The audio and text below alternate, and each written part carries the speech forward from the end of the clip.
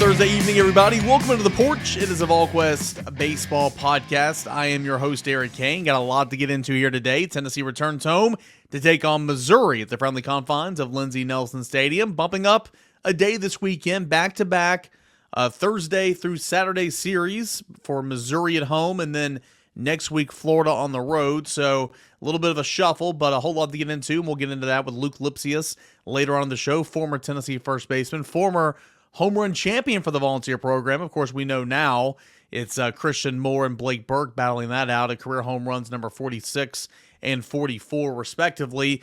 Blowing past Luke, who had 40 on his career, but we'll talk with him about that and a whole lot more here as the show goes on here on the Porch.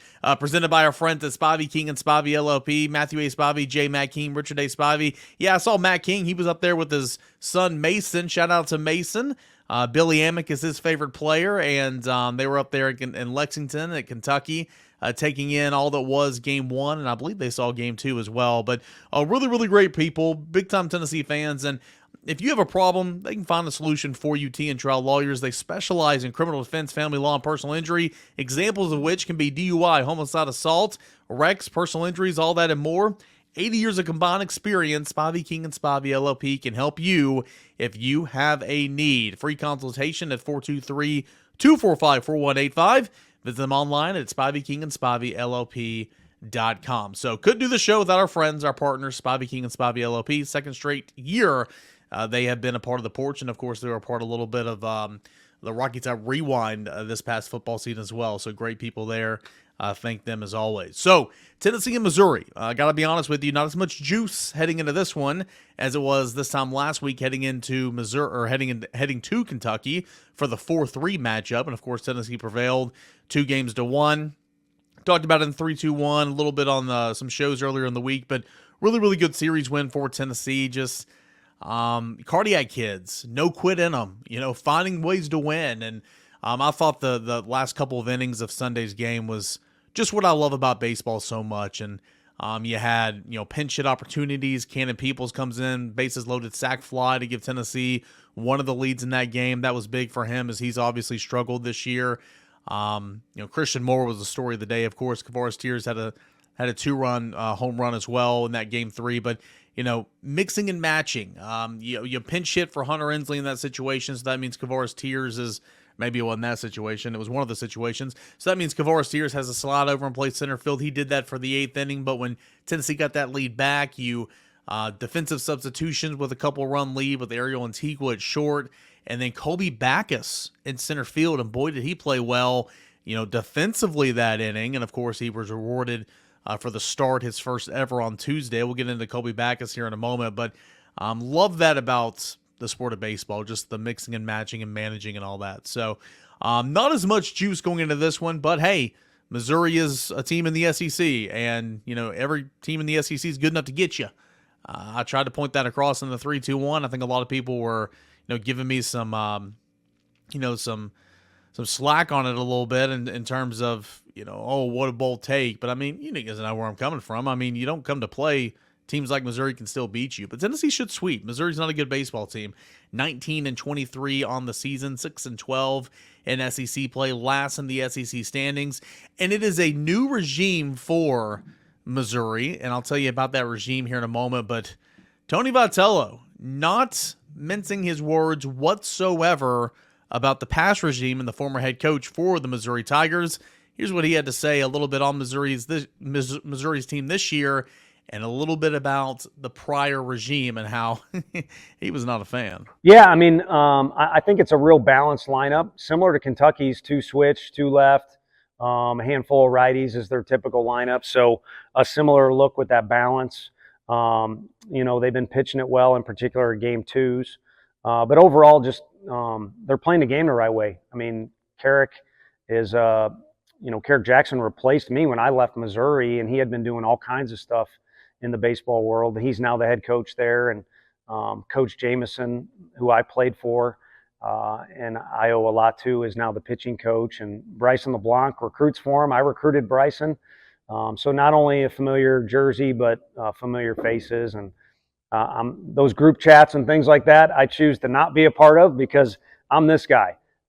But there is, some communication that goes around, and I'm glad, that group of people are happy, and I'm glad those guys are there as coaches. I mean, it may work against us this weekend because, like I said, they're playing hard and playing the right way. And, I went on a tangent out there with our guys. I mean, so longer answer. Personally, selfishly, I'm glad they're there. I'm glad that other thing's over with. That was a night, I worked 90 hours a week at that place, and I went to school there and gave it about everything that I do here, I did there. And while that other regime was there, you name it. My dad was in a life-threatening car accident, and I'm getting yelled at in the third base box. Many other things too. So I'm glad that's over with, and there was a change. So we'll welcome those guys in here, but when the game starts, it'll just be like it was in Lexington or the weekend before against LSU. There's a lot of respect in this league everybody has for each other, but when the game starts, the game starts. All right, so a lot to unpack there, and there was a lot of questions on the board and conversation on the board Tuesday night into Wednesday, and because I mean, Tony went in there and he just kind of dropped the hammer, right? I mean, he went in there with a full head of steam, knowing that he was all over the place, as he typically is a lot of the times. Emotions are on his sleeve. He's going to tell you what he thinks. He went in there wanting to, in my opinion, praise the guys who are at the job now over at Missouri and totally bash the former regime and head coach Steve Beazer. That was kind of what it was. He and the former head coach are not friends. I don't think that they like each other at all from Tony's comments there. And a lot of people were asking kind of like, how did that timeline kind of add up? Because the head coach was the former pitching coach and all that type of stuff, or the pitching coach was the former head coach. And how did all this line up? Because if you're talking about the prior regime, aren't those guys that are there now, according to resumes, weren't they there then when he's talking about the prior regime? Not exactly. So again, the former head coach was Steve Beazer. The current head coach is Carrick Jackson. Okay. He was hired last year. After the season when they made the coaching change. He was at Missouri formally for 4 years from 2011 to 2015. So that is who Tony is saying, hey, I owe a lot to him in terms of, where I am coaching and all that type of stuff. And so he was a guy that, Tony coached with and Tony was a part of back when he was an assistant at Missouri. And that's the head coach now, Carrick Jackson. He left Missouri, took a couple-year hiatus because according to the research I did on the World Wide Web, his wife got a promotion somewhere and he went with her. But he got back into coaching at Southern for a couple of years, 2018 and 2020. He was at Memphis this past year and then came back to Missouri as head coach. So he likes Carrick Jackson, kind of navigating through those waters of what he talked about in the post-game press conference the other night. Tim Jamison is the pitching coach now for Missouri. He was the pitching coach. Okay, I got it confused a little bit. Carrick Jackson, replaced Tony when Tony left Missouri, but he's good with him. Tim Jamison was the head coach when Tony was there as an assistant and all that. And so, again, try to navigate through these waters. He was there as the head coach from 1995 to 2016. So he recruited Tony. Tony played for him. He's got a very good relationship with Tim Jamison. He left in 2016 when they hired Beazer, went to Southern Illinois as pitching coach, took a couple of years off as well, got back into it, Southern Illinois as a pitching coach, Memphis this past year as a pitching coach, and then, of course, came over, with Carrick to Missouri now, and so he's back. So it's kind of weird. It's one of those situations where, man, you were the head coach for a couple of decades, and now you're back as a pitching coach. But Tony's got a lot of respect from Tim Jamison, as you heard right there in the clip. The whole thing about getting yelled at in the third base box, what I was told was that was a situation when he was at Arkansas and he was in the third base box coaching and kind of getting heckled and talked to by, the former head coach there. So again, I don't know the whole story. Clearly, I don't know the whole story. It doesn't really matter. But a lot of you guys were asking questions about that, and that's kind of what I got from that. But fact of the matter is, Tony is happy for his friends who are at Missouri now. He's happy for his alma mater. Everybody loves to go home, right? I mean, I'm not saying Tony's ever going to leave. Tony even said, hey, I'm this guy now. I'm Tennessee. But he's happy for those guys because he likes those guys. He did not like the prior coach.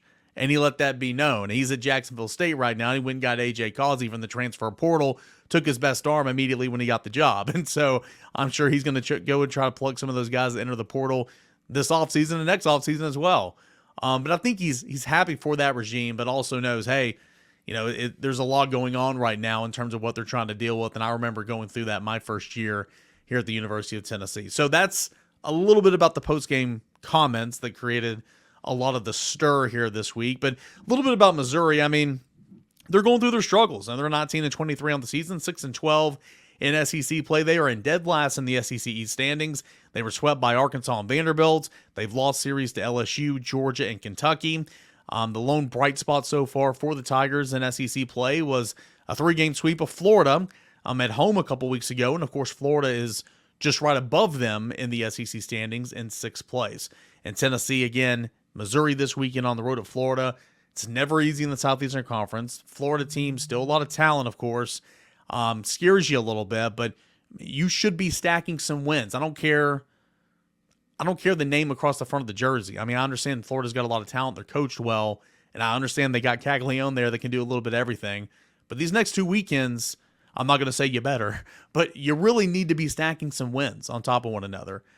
Because if you want to be a great team, if you want to be dogpiling in Omaha or dogpiling to get to Omaha and all that, take care of business against these scrap teams.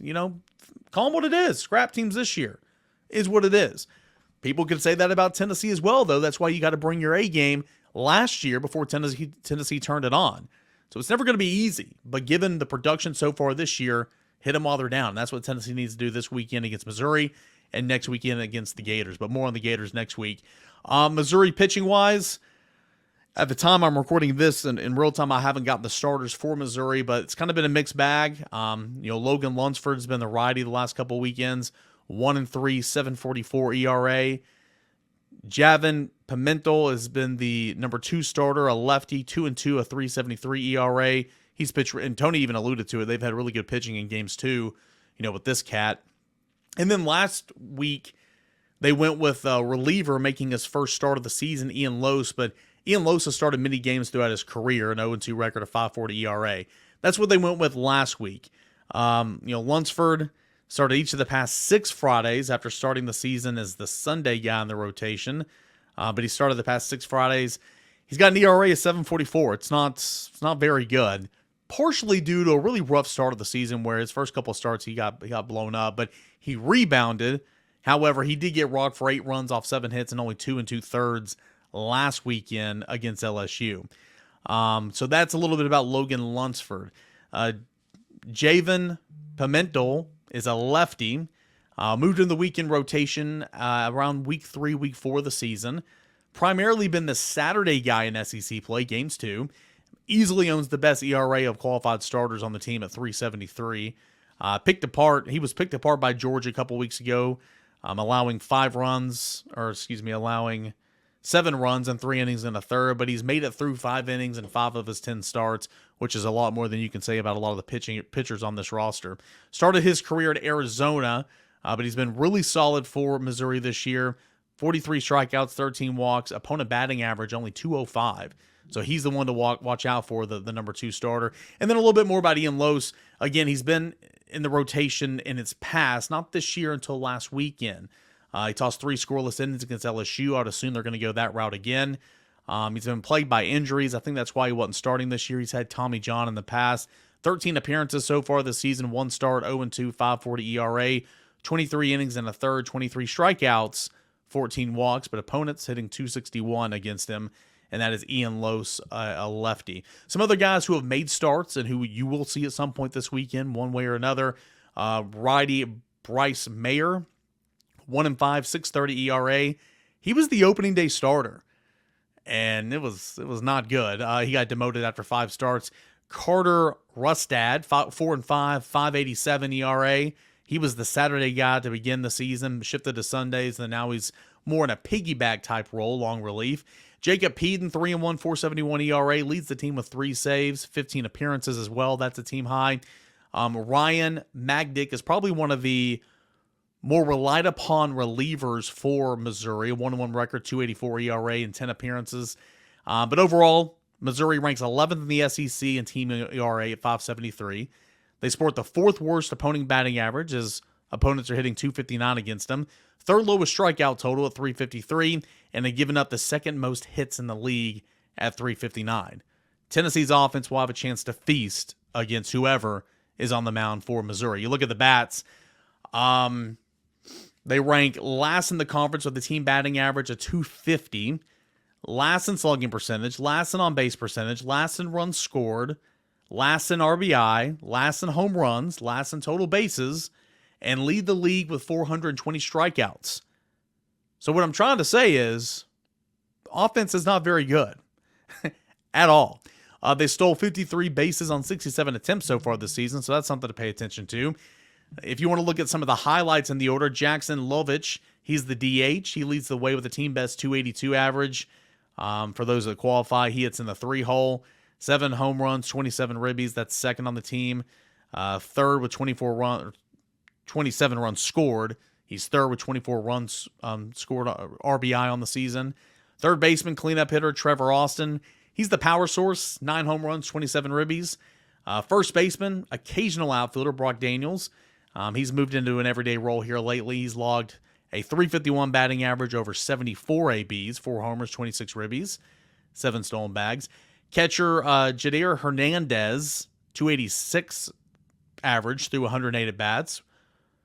10 doubles, that's high for the team lead. And then Jarrett Curtis, so on a team high 14 bags on 17 attempts. Shortstop Drew Culberson has swiped 9 bags on 11 attempts as well. So a little bit of speed demons, kind of like not nearly like Kentucky last week, but something to pay attention to. But I painted the picture here, guys. This is a team that's toward the cellar of pretty much everything in the league. Tennessee should be able, if Tennessee plays to the way that it's capable of, Tennessee should be able to handle some business for sure. Want to talk a little bit about Kobe Backett, some of the conversation we've had in the game threads over the last weekend and everything. And I was talking to one of my guys that's in and around the program that I've developed a relationship with, and we're just kind of going back and forth a little bit. Like, he's like, hey, you got to roll with the guys that got you to this point right now, right? It's pretty evident that Robin Villeneuve is kind of taking a back seat right now. Not because he's not talented, but he can't hit a breaking ball right now. And, I think Tennessee expects big things for him next year. And, of course, he's going to be, getting pinch hit opportunities and everything. But he was getting starter, minutes, if you will, starter opportunities. Not so much the case anymore. Cannon Peebles has taken a clear back seat to Cal Stark, who Cal Stark is almost hitting 100 points better than he was last year. Not so hard when you're hitting $190 last year, but again, he's almost hitting 100 points better than he was last year. He's having a phenomenal year at the plate, and he gets on base, he draws walks, and he handles the staff better than anybody, in terms of, helping Frank with call a game and, of course, handling the pitchers. But Cannon Peebles got an opportunity the other day, had a sac fly, had a double that was kind of an excuse me double in the midweek. Hunter Inslee's struggling. No ifs, ands, buts about it. But remember, they tried to bench Hunter Inslee earlier this season, and he wound up right back in the starting lineup as your center fielder. Why? Well, he knows how to play defense. He's got the best glove of anybody on the team in the outfield, and he knows this league. He's not going to get a hit every single time. Baseball is a game of failure, literally, and I know he struggled this past weekend outside of Friday's game with that 2-run home run. But he's still going to get opportunities, especially on the road, because Tennessee doesn't want to play KT in center field. Tennessee doesn't want to play KT in center field all the time. They'd rather have him in right field. That's why you saw Backus come in there. He's a true center fielder and actually play that in the 9th inning of Sunday's game. So that's kind of where you're at right now. But Backus, again, played well defensively in that role, and then earned the start, his first career start in the midweek, had a home run, started that rally for Tennessee as they batted around in that, I guess it was the 5th inning.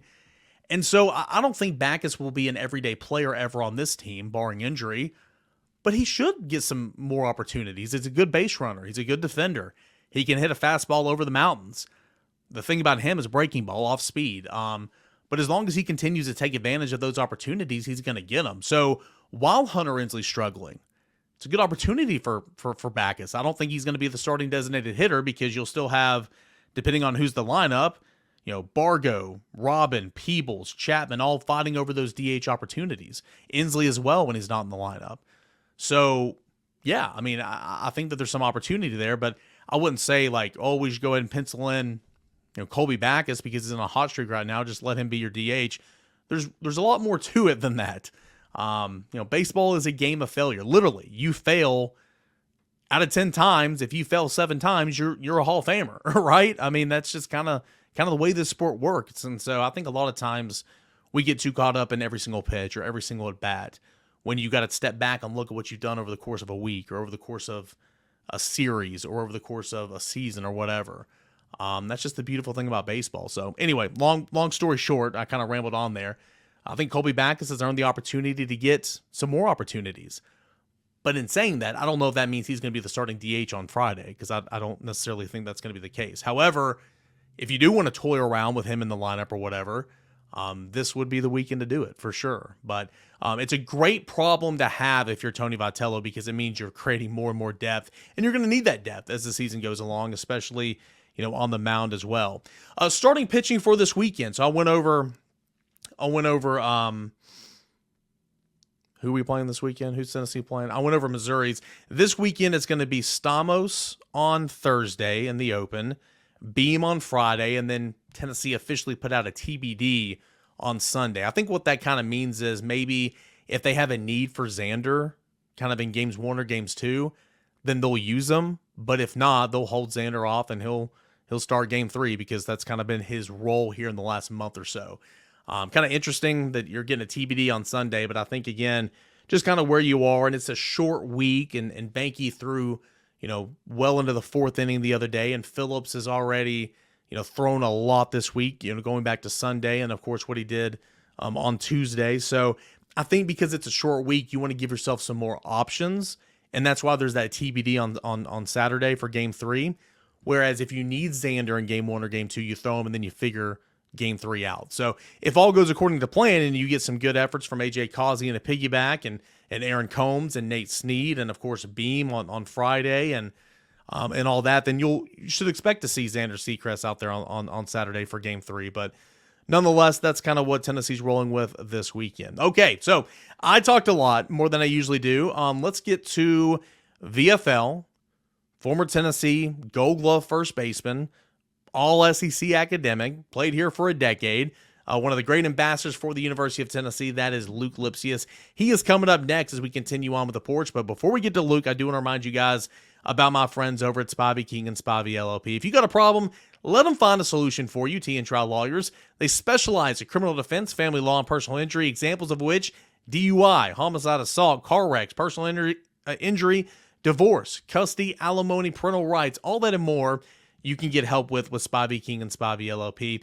Over 80 years of combined experience, Spivey King and Spivey LLP provides representation throughout state and federal courts of Northeast Tennessee. They practice primarily in Northeast Tennessee, the Tri-Cities of Sullivan County, as well as Hawkins County, Washington County, and surrounding areas. Whether you are injured in a car accident, need help with a divorce, help with custody of your children, or have been accused of a crime, Spivey King and Spivey LLP is there to help you. 142 Cherokee Street in Kingsport, Tennessee. You can see him in person or pick up the phone for a free consultation, 423-245-4185, or online at SpiveyKingandSpiveyLLP.com. Spivey King and Spivey LLP.com, proud sponsors of the Porch. Now we'll get into Luke Lipsius. Luke, a really good weekend for Tennessee, going up and taking a series 2-1 in a top 5 showdown. It was number 4 versus number 3. After that series, now Tennessee's number 3 across the board, not just D1 baseball, and Kentucky slid back to number 4 according to D1 baseball. A lot of good things happened in that series, but overall, I mean, Tennessee just continues to stack series wins on top of series wins. That's what good teams do. Yeah, I think the best part about that series is the sun was actually out. I don't think there was anything wrong with the weather, which I think that's the first time we went in there and won a series since 2019. So, over 5 years, that's a pretty tough thing to do. And this Kentucky team is been better than it's been over those, 21 and 23 seasons. So, or whatever, the 22 and 20 seasons. So it was one of those things where we played really good baseball to match another team that also plays really good baseball. When it came down to it, we just outslugged them in the last 2 games, whereas the first game they outslugged us. So it turned out to be a lot more exciting of a series than I originally thought it was going to be. Although I will say, I believe I said that there was going to be a 9-4 win mixed in there, and then lo and behold, us Vols, we pulled away with that. But yeah, no, absolutely fantastic series. That Sunday game was one of the most fun baseball games I've watched in a long time. Just with how they started off so hot, we came back, they bounced back, blah blah. It was just back and forth, just such a good series from two really good teams atop the SEC East, and we got some ground to gain, and then hopefully we'll be able to close that gap here in the home stretch. Yeah, I mean, it was everything we thought it was going to be in terms of just a really good baseball series. And I mentioned this earlier, but like towards the end of the game, one of the reasons I love baseball so much is you play matchups and everything, and pinch hitter here for Inslee, and it pans out, and then Inslee's out, so you got to slide Tiers over, but you don't want Tiers in center the entire time. So when you have the lead in the ninth inning, you put Backus out there, and boy, did he make a play. He earned the start on Tuesday, and he went yard as the DH, and I like when guys continue to take advantage of their opportunities, and just using him as an example, man. Colby Backus did that, and we'll see how much more we'll see of him, and hopefully he's earned the right to get a little bit more PT. And Cannon Peoples still struggling overall, but had that sac fly on Sunday, which was huge. Really good to see guys take advantage of those opportunities. Yeah, well, the first thing is Tony V and his button pushing on Sunday was unbelievable. I don't think I've ever seen a more ballsy button push than Marcus Phillips coming in to close the game. But also, putting Peoples in there, it's one of those things where like you kind of thrust someone into the fire and they like just kind of learn how to be good again, maybe. And so, after that sac fly, I was like, all right, he's going to get confidence. Hopefully he'll start back up. But then Tuesday, another kind of disappointing performance from him. I don't want to say I'm completely off of him, but we're to the point where, you can slump, but this is just a whole season thing where he's just not himself. And you want him to turn around so bad. So we'll see what happens there. But yeah, but then throwing Backus in, which I thought that the Peoples move offensively was fine. For the hitter, it was weird because I'm sitting there thinking like, all right, what's this move going to do? You can't burn a DH. Like, how are we going to, shift everyone around? It ended up working out. But yeah, then I'm throwing Backus in there. He performs. It's what you want to see. And it's what we've seen all season is guys being thrown in these positions and they're stepping up. And I think it's just a culture we have. And it's really, really good to see, especially nearing, that postseason run. People that are going to not let the moment get too big and they're going to just keep on doing what they do. And that's, mashing baseballs, making plays on defense. So it's really cool to see from those guys. Yeah, no doubt. And then I mentioned it earlier in the show, and of course you and I have talked about this as well. I mean, it feels like we as fans, we live and die on every single pitch, on every single at bat, and that's just not the game of baseball. It's literally a game of failure. Mm-hmm. And so, like, yeah, Hunter Inslee's struggling at the plate. He homered on Friday, but he's struggling at the plate right now.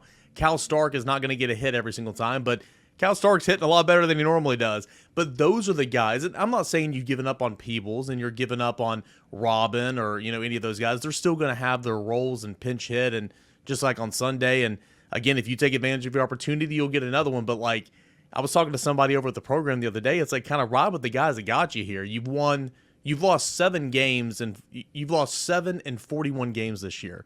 Mm-hmm. You're a pretty daggone good ball club. Yeah, no, exactly. And I think you said it best. Like, there's guys who we saw at the start of the season who are now going to be role players, and it doesn't hurt to have a pinch hitter who's got, hitting 350 with 5 homers, coming up to the plate. Just as far as, another team's perspective, you're going to look at that and be like, oh my God, another one. But yeah, you ride with the guys that got you there. And not only is 7 losses in 41 games crazy, it's the amount of homers they're hitting. I think they're almost pacing that LSU team. Like it's pretty unbelievable. In fact, I did do the math. If you run it out to the amount of games the 2022 team played, they're pacing about 180 homers, which is pretty dang impressive when you look at that lineup. But it also just makes sense when you look at that lineup. The one person I want Dylan to get into, not Dylan. Dean to get into double digits just to add another player above double-digit homers, because I feel like he's been sitting on 9 for 2 months here. But yeah, that offense is firing. And the guys that got you there are going to play because they, 1, have the most chemistry, know what they're playing with, and then 2, V's got so much confidence in them that they can just go out and do whatever they want. See, Tennessee, heading into the weekend, leading Austin Peay, who's in second place in the country, 115 to 106 home runs, so an 11 home run lead. If you look at Georgia, Tennessee is oh crap, I changed off. Anyway, Georgia's in third place, and Tennessee significantly widened that margin. You look at individual home runs, man, and like Semo's getting up there. He's like tied for eighth, so he's still down there a little bit, but 19, he's 5 away from tying the single season home run record. Yeah. He's now 2 ahead of Burke at 46 to 44. His unbelievable season just continues on. But before I forget, I do want to ask you about, let's go back to the Friday game. Noteworthy because, the play to Amick in the 8th inning or whatever is 101 miles an hour off the bat, originally ruled an error. The next half inning, Burke's up there, hitting streak on the line, and it's now at 31 and like 39 or something ridiculous, but hitting streak on the line, he hits 103 miles an hour off the first baseman's mitt. Both ruled an error initially. I'm fine with both of them being ruled the same. If it was a hit, they both need to be. If it was an error, they both need to be. Go back after the game, they change it. It wasn't Tennessee's doing, this was Kentucky's doing. So good for Burke, but as a first baseman, man, what did you think about those two hard-hit balls, and how difficult is it to field a 103-mile-per-hour ball off the bat? So I think in that instance, again, yes, if you change one, you got to change both. But in that instance, with a ball that's hit that hard and it just kind of careens off or whatever it does, as the infielder, you want it to be a hit. If you're not going to catch it, of course, because it hurt Causey's line, man. His line doesn't look good anymore. That's so that it's, you look at those rulings and you're like, all right, who do you want to hurt, the pitcher or the hitter, or the fielder, and in most home ballparks, they're going to lean towards the hitters, of course. So I think that's where you see that coming from. But also, Burke is great, which actually doesn't make sense. I forgot we're playing in Kentucky. Either way, I think, they probably saw the extracurriculars. Maybe Kentucky was throwing us a bone or whatever. But regardless, they probably wanted to defend the player, saying, hey, he's not actually making this error. He just hit it that hard. Either way, it's good for Burke for that streak, because, you think about it, 31 games to date is pretty incredible as far as getting a hit in every single one. And not only that, it's not like he's getting one hit in all of them. It's a lot of multi-hit games, and he's keeping his home runs up. It's really awesome to see something like that for history to keep going, as we're seeing with this home run race. He has fallen behind, though, in the race for the most doubles in the country. He's tied for third, one back of a couple of guys who have 21. He has 20. He's been sitting at 20 for like a week now. He needs to get a double. It's so disappointing, So disappointing.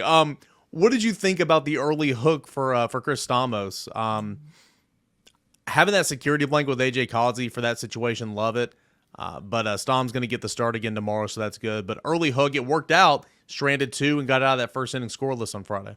So hindsight, of course, it worked out is the thing. But let's say Causey was only able to give you 3 instead of 6, and then you burn Snead for the weekend, or you do this and that. You mix in 2 more guys. It's one of those things where you're flipping a coin and you're betting on your dude, which is V is always a guy that's going to bet on his dude. But it could have gone a lot worse, and then it could have set us up in a really bad position for the rest of the weekend. I didn't think Stamos was pitching, too horribly enough to burn him there. But again, it's one of those calls. V's been notoriously good for making the right call, and it did pay out, even though we did lose the game. Best case scenario, Steve comes in for a couple innings. Of course, he gives up a couple runs. Either way, I at first didn't like the call. Looking back, now that I know, if someone would have said, hey, Causey's going to give you 6, I would have said, all right, we can do it. But again, you would like to see Stamos go at least 3, so that way Causey has a chance of finishing the game, I just felt like it was one of those, like, okay, this is a big-time series. He's thrown 10 pitch or whatever it was, doesn't have it. Big situation. Let's go ahead and just do it. And so that's another thing. V earlier in the season, and I think he said it in an interview or something, mentions that he's been burned by leaving people in too long, and I think everyone flashes back to the 2022 Notre Dame game.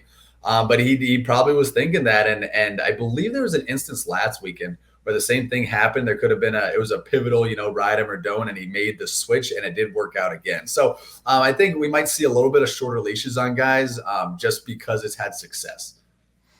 There's always those situations that we can nitpick every single game. I mean, the Notre Dame game is big because of the stage. I mean, right? But Like in every single game, we can nitpick some stuff. But anyway, Causey looks like I don't care what that line read. He goes to 4 earned in 6 innings and a third when it was 2 earned before the stat change. He's been pitching much better. I'm more surprised they didn't go back to Stom at some point in Sunday's game because it was just so crazy. But then I got to thinking about it. You went from Xander, Banky pitch, and then you rode Kirby. That's a lot of lefties. So, like, it almost kind of makes sense. But, like, again, Stom didn't get hardly any work last week at all. Yeah, I know. Well, he better be fresh for Friday then because we didn't see him in the midweek either. But yeah, what I like that they're trying to do with Benke is, give him more confidence because they obviously see something in him. Of course, this Sunday it did not pay off. He was out real early. I think it was just maybe 1 out or 2 outs that he got. But yeah, it's so funny because I think that they did that to not throw Stamos off of his routine. Because let's say he gets an inning on Saturday or Sunday, and then he's running on 4 days rest, especially this week, which is a Thursday, Friday, Saturday series. Throws him off as what his thing, and then he goes to 1 inning again, and Causey comes in. I think it was more of a keep him in his routine deal than it was, hey, we don't need you or this matchup doesn't work, blah blah blah. What have you liked from Aaron Combs, and then when you're done with Combs about Marcus Phillips? Like they need Binky, Phillips, and even Lloyd to kind of step up for you as the season goes along. But Combs has been great his last 3 or 4. Phillips, big situation against Kentucky. The last 2 midweeks he's been great. It feels like Tennessee's bullpen's becoming deeper, which thankfully, I mean, it's about time. Yeah, I think our prayers have been answered. And it's funny. I don't know if they've said any news on it, but AJ Russell is still sitting back there, and you almost forget about him for how good this pitching staff has been doing without him. But yeah, so Combs has been looking great. The heater's playing up, the slider is biting, and when that thing's biting, it's almost impossible to hit. We see him get in trouble when it's kind of floating side to side, but his slider's been biting. His off-speed's been really good, and then of course he's locating really well. So he's just being that pitcher that we know he can be. But yeah, it's great to see, especially with Phillips coming in such a big situation, doing what he does. And then of course, he had a really good weekend last Tuesday, and then this Tuesday pitched pretty well. So it's really good to see down the stretch, and I'll mention down the stretch probably from here on out because this is when you want to be starting to catch fire. We already have an established lineup that's not going to change. We got our established guys that are going to be filtering in and out. And now that staff is coming around, it's all clicking or starting to click at the right time. Yeah, and you reminded me, I might as well mention it here, AJ Russell. I'll put it on our message board a little bit earlier in the week, but throwing a little bit, starting to work out a little bit more. I think that he's still a couple of weeks away. I've been saying early to mid-Mays, kind of when you pinpoint it. I think the Vanderbilt series is, as of right now, I bet like he would be back no later than the Vanderbilt series. But even when he comes back, he'll be, short spurts, 2 innings, 3 innings, 40 pitches, open, middle relief, close. And I mean, man, what a September call-up that'll be, to have a guy like AJ Russell to not give you a ton, but to be there and you can pick your spots with him, kind of like you do with Snead right now. Yeah, and that's all you need. It's another piece, and it's so crazy because he's just sitting back there in the shadows and just wait till he explodes back onto the scene again. Like you said, it'll be end of regular season into maybe a little bit of the postseason. We'll really see him come alive probably in the SEC tournament or whatever. Where you have to have that depth of the bullpen. But it's one of those things where he's going to want it. The fans are going to want it. I think it's going to come together in something really special when he does start to extend his innings to more than, that pitch count that he's going to be on when he comes back. Tony Vitello was talking about Missouri after the game on Tuesday. I don't know if you saw his interview, but Tony. New regime and everything, and he likes the people who are in place now, but he didn't mince his words, man. He does not like the former head coach at Missouri whatsoever. Did you ever get the feeling that, you probably did. This is his alma mater. This is where he got his coaching start. This series feels a little bit more for him, I would imagine.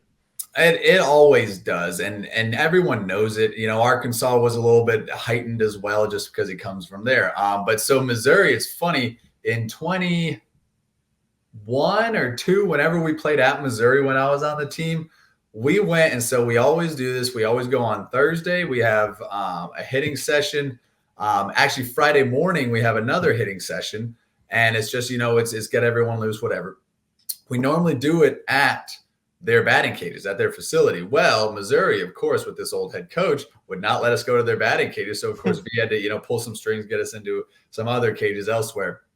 But yeah, it's one of those things where you just have not a hatred, but like, I'm gonna beat you. And it's almost like, you've beaten your dad at sports when you're young or whatever, where you just have this extra sense, heightened sense. And when V feels it, everyone else can feel it. And it's good that it is being played at home. Because again, Columbia, one of those other places, not fun to play at. Yeah. But yeah, it's going to be a heightened sense. So it'll be another fun series to watch. As a player, and you're not a pitcher, but you're still a creature of habit.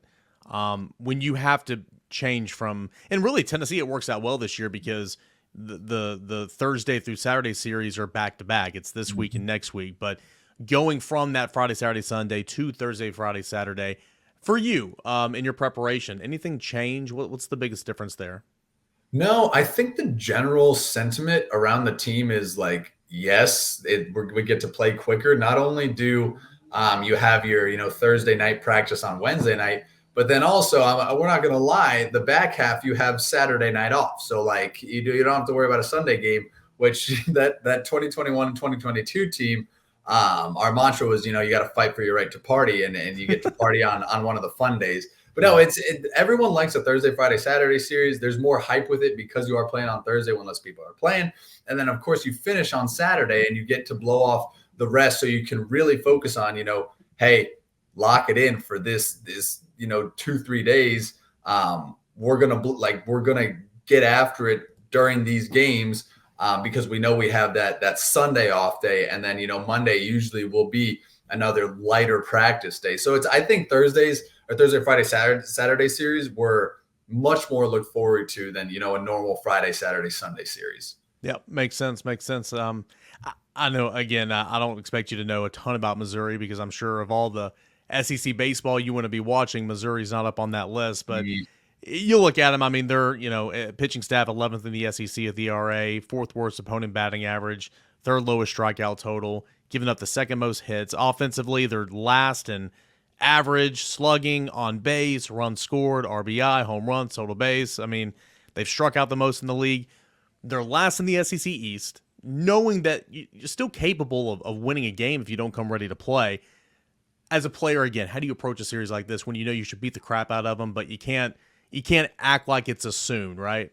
Yeah. So this is a perfect instance of a trap series, right? We go to Florida the following weekend, which is going to be on everyone's minds. And this team is a very beatable team. So what do? It just means you got to stay extra locked in. And let's not forget, this is a team that swept Florida. So they have the means to do something. Whether or not they do it, I guess, is up to them. But yeah, it's just one of those things where you got to tell yourself a little extra, like, hey, find ways to make it mean something. It's easy to make it mean something when you're playing the number one team in the nation, when you're playing a rival, that thing. But when you're playing a historically, or as far as, recent history, a historically not good team in Missouri, you do have to find ways to get a little extra excited, to stay more locked in than you normally would, because if you don't, then they're going to beat you, and it's going to be real bad if they do, especially in that locker room. I wouldn't want to see or be talked to by Tony V at all if we end up losing. But I think that this team has shown, and you can tell by the midweeks. If they had been sandbagging midweeks, then you would have been like, all right, this is definitely one of those series that you could lose. But they take care of business on the midweeks, which leads me to believe they'll take care of business this weekend. Yep, I think so too. Hey, out the door, you and I were talking before we hit record about Andre. Give us an Andre update, obviously, as he's in AAA OKC for the Los Angeles Dodgers. But also, man, I mean, Trey's made his debut. He's AAA majors. Beck is right on the cusp. Gilbert's right on the cusp. I mean, and Ben Joyce have already made his debut. I mean, it's got to be really cool to see your friends and guys you were just playing with 2 years ago, man. I mean, they're right there. I mean, how neat is that? Yeah, well, so I'll kind of update. Andre and Becker are playing a series this week. Is really cool, because you got your, of course, brother, and then you got a really close friend in Beck. They're both doing really well, heading close to 300 OPS, nearing 1,000.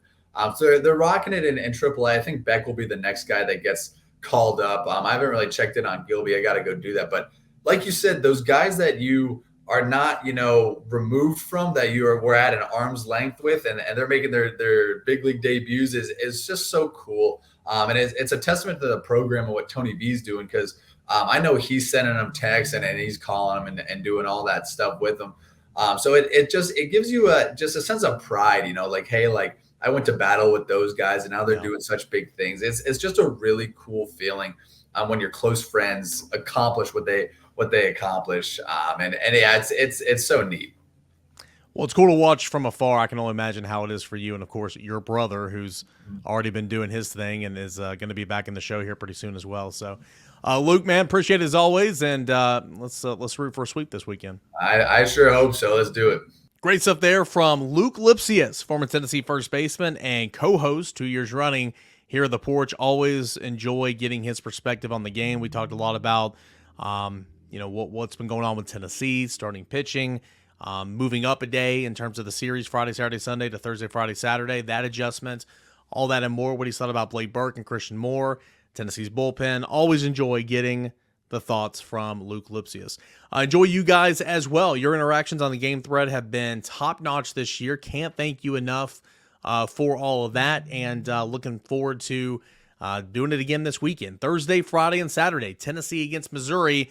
I'll be at the stadium. We'll be in the game thread. I'll have plenty of post-game coverage for you all weekend long right here on the Porch and at Volquest.com. Thanks so much, guys. Really enjoyed it, and I'll see you at the Porch.